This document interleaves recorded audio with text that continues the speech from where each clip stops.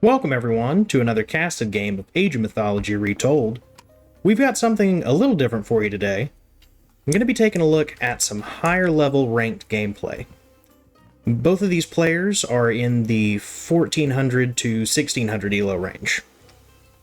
As always, if you'd like one of your replays to be featured in my next video, don't forget to leave a like and hit that subscribe button.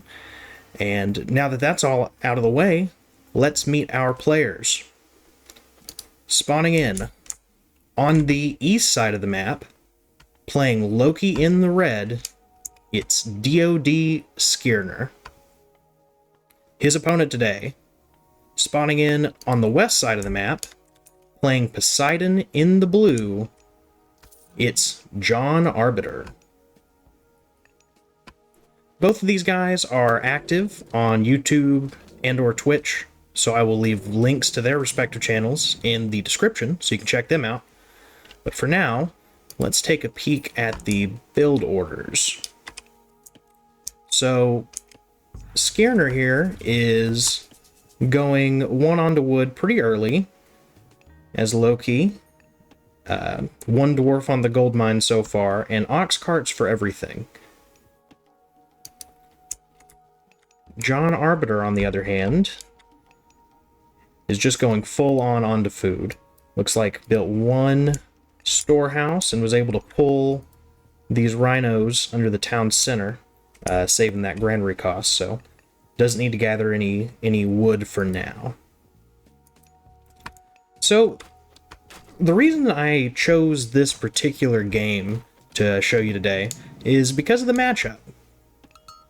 In my games on the ranked ladder, I am having a particular problem dealing with rushes. You know, Zeus Myth Unit Rush, Egyptian Sphinx Rush, and frankly, it seems to be pretty much the only strategy that I'm encountering. So, my hope is that we'll be able to extract something from this game on how to deal with that, because both of these civs do enjoy their rushes. Poseidon and Loki, both very aggressive, often early game civs. So, someone's getting rushed, and hopefully we can learn something by how the other person is going to deal with that. Looks like JohnArbiter is going to be going up to the classical age first through Hermes. So we're going to be seeing some centaurs come across the map. Skirner already got his spy off onto one of these food villagers, so he should probably know about this. Yeah, he knows the age up's coming through. Temple not quite built on the north side yet, so going to be significantly behind the Greek player in terms of hitting that classical age timing.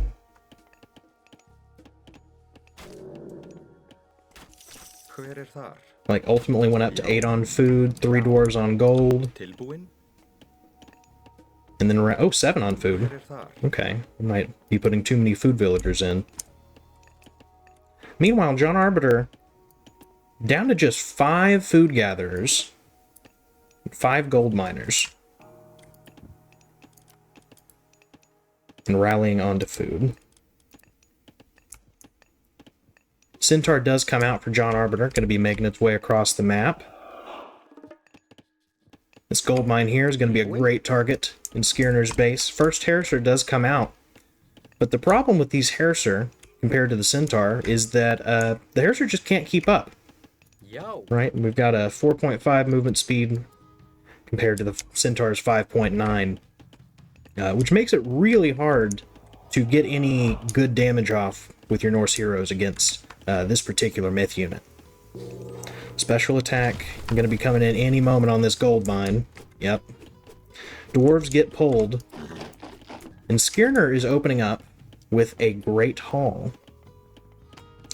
Very interesting. Presumably for more Harrisers to deal with these centaurs, or perhaps raiding cavalry to match the speed of the units we're going to be seeing come through for the Poseidon player.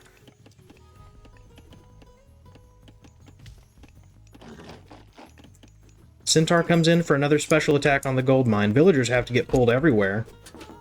Everything gets idled. And this is part of why I feel like Greek early myth unit rushes are really hard to deal with, because look at how much damage he's able to get off with just one free centaur and these two heroes. This Atalanta is taking so much fire from this town center and is still, you know, in the fight. Hippias coming through now. Probably looking to put more pressure onto that gold mine. Herser does manage to get a couple good shots off on the centaur. But he's going to get one more special attack off.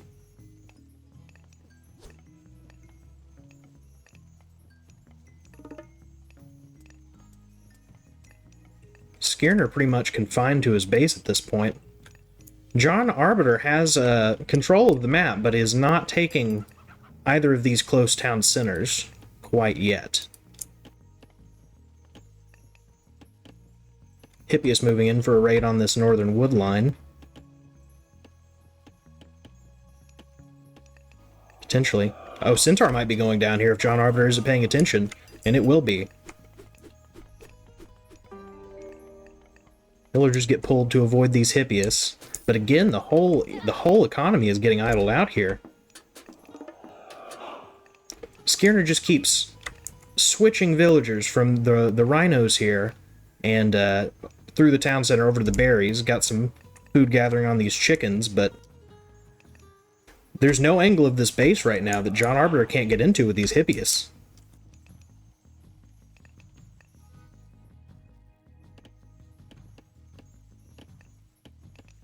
First Herdman is coming in for Skirner. Gonna do some good counter damage against the Hippias, but not sure there's quite enough.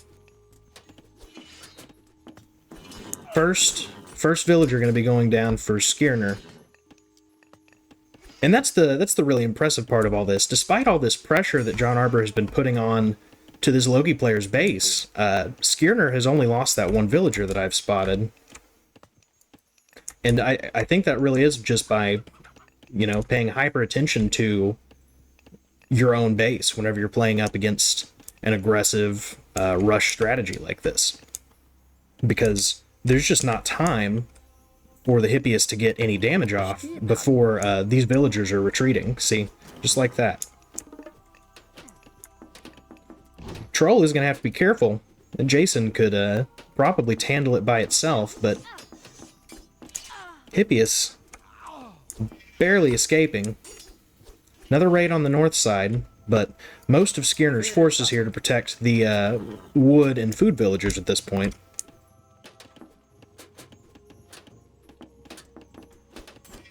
Man, that delay before these Hippias actually move on to the gold miners is just costing JohnArbiter so much value here. Because he is catching this army out of position, but for whatever reason, the units are just not immediately attacking these villagers.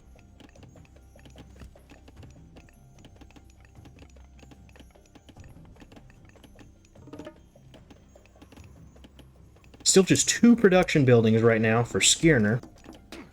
Villagers must get pulled again here.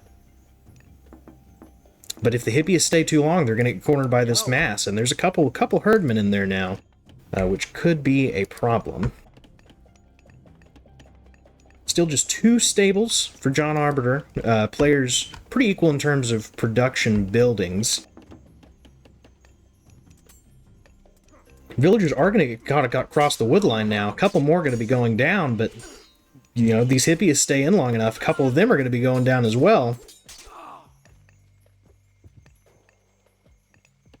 Villagers are trying to move out to take this forward hunt for Skirner, but these Hippias are going to make it hard. The army is going to accompany them for some protection. That leaves very little defending this base. For now, though, JohnArbiter is going to be moving away with his own military. Villagers coming out to take a very close forward hunt to where the Loki player has already established himself. And the spy villagers is one that gets pulled, so Skirner's going to be shutting that down very quickly.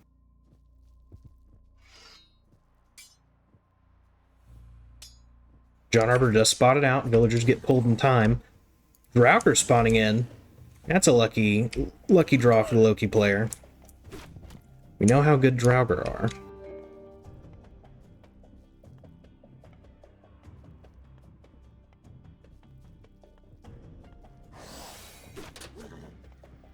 JohnArbiter not quite looking to take that engagement. There's only a couple herdmen in here, but they can really get some significant damage done against cavalry units. Looks like JohnArbiter has clicked up while we've been watching the action in the center, going up with Dionysus. So more cavalry upgrades. We're going to see Hydra come through any moment, and that is going to be an opportunity for JohnArbiter to get some additional pressure onto Skirner. However, Skirner sitting on mostly Herser as a military composition, so isn't a good place to deal with that Hydra when it moves across the map. Also going to be clicking up with Bragi himself, looking to gain access to the battle boars and flaming weapons. Whole lot of production buildings getting thrown down. 3 longhouses, an additional great hall.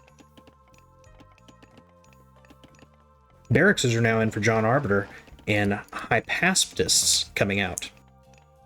These are going to be a particularly difficult unit for the Norse to deal with, because the only units the Norse have, besides their myth units, that aren't infantry are the cavalry and the siege units. And Norse cavalry, while fast, is a little underwhelming in a direct fight. So, Skirner is going to need to find a solution to deal with these Hypaspadists, which I'm sure he's aware are probably coming in at this point. No further pressure into the base, though, for some time now. JohnArbiter seemingly deciding there's not enough value from those base raids, building up for one large push here.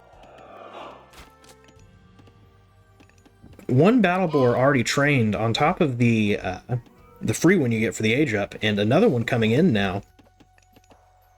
Looks like Skirner's plan is just going to be to counter out these Hypaspadists with myth units, which I think great plan. The tricky part is going to be getting the myth units to engage the Hypaspadists and keeping the Hypaspadists from engaging your squishier infantry units here.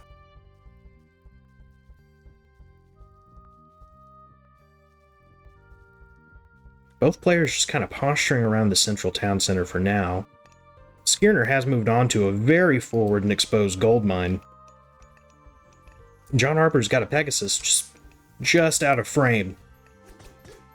Otherwise, he'd almost certainly be going to shut that down.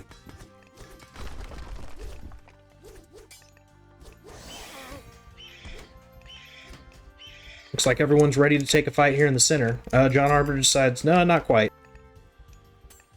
Separating out the Hypaspadists, trying to engage the infantry, but that allows the battle boars to get in on the Hypaspadists.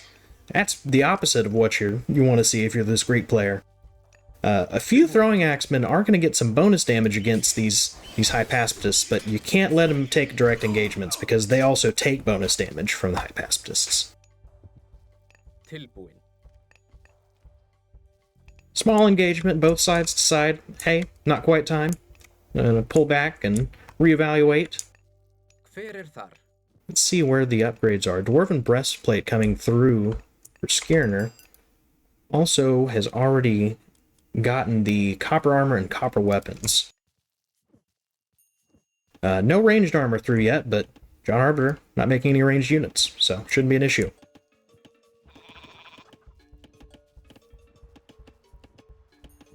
Continuing to posture around this central town center. No one has actually taken a second town center yet. Both players here still on one town center, which is really interesting because the score here is so tight. Despite the fact that Skirner has taken all of the economic pressure in this game and hasn't gotten a second town center or some sort of villager advantage off of the fights that he's won. So must just be taking very effective fights up against these Hippias.